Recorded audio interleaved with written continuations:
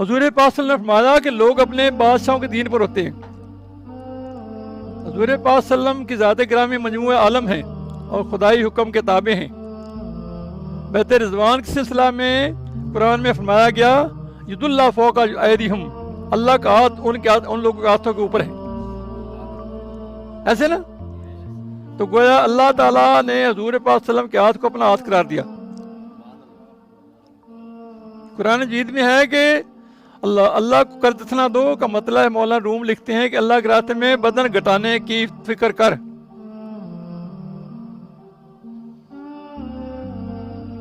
انہوں نے اس کا مطلب یہ لیا ہے، وَأَقْرَضُ اللَّهَ قَرْضًا حَسَنًا کا مطلب یہ لیا ہے مولانا روم رحمۃ اللہ علیہ نے. کیا لیا ہے؟ اللہ کے راستے میں بدن کے گھٹانے کے ہیں، یعنی اس کو مجاہدوں ریاضتوں میں ڈال اپنے جسم کو. تو صرف جسمانی خوراکی کا لالچی نہ بن. کیوں بھائی؟ پھر سمجھ آ گئی. تو پھر جب یہ تو کرے گا نا، پھر تجھے جنت کی سیر ہوگی. جب روح کو پالے گا پھر جنت کی سیر ہوگی. اللہ،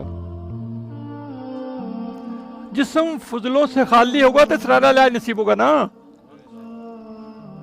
جب جسم اللہ تو بھائی اللہ کے راز کیسے آئیں گے؟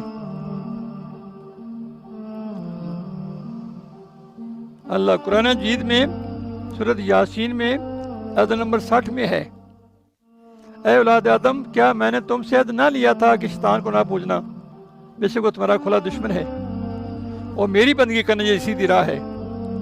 اور بے شک شیطان نے تم میں سے بہت سی خلقت کو بہکا دیا، تو کیا تمہیں عقل نہ تھی؟